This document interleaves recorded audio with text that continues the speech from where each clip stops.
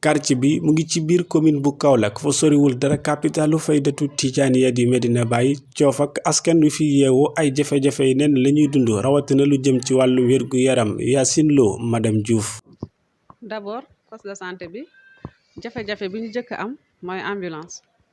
amuñu ambulance pour évacuer sunu maladie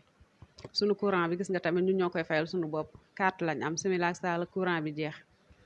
Thiofak bokk ci quartier périphérique yi nga xam ne ñoo nekk ci dëkku Mboose Kumba jigéen bi te ba tey ji seen lotissement matagut ñàkkum lotissement bu baax boobee nag doon na lu jural jafe-jafe poste de santé bi ndax amul wenn yoon wu jub yegg ci bërëbu fajukaay bi. mbedd yi nit ñi tabaxee wër ñu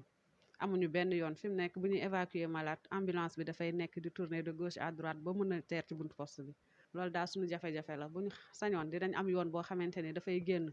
diggante Thiofak ba Gaawaan nga xam ne bu ambulance bi mu ñëwee mën a jël malade mun ko génnee te ci du am benn jafe-jafe waaw loolu daal vraiment suñu jafe-jafe la.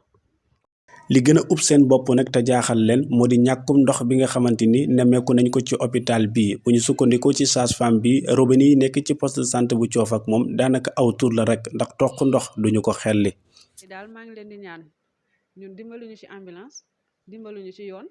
ba pare suñu courant bi nga xamante ni bàyyi nañ ko ñu koy fayal suñu bopp ñu dimbaluñu ci ñu ko fayal ba pare ndox amuñu ndox de fi ngay gis nii amuñu ndox. waaw te xam nga bu gis nga maternité moom xam nga ni ndox la àndal te amuma ndox fi mu nekk nii su may def accouchement damay dem di wuti ndox di door duggaat suma maternité poste bi amul ndox waaw loolu tamit suñu jafe-jafe la. Thiofak bokk ci quartier yi gën a mag ci biir commune bu Kaolack bu ñu sukkandikoo sax ci délégué quartier bi Thiofak moom ak Kaolack ndax quartier bu yàgg la ay buur ñu ko dëkkee woon ci ay jamono.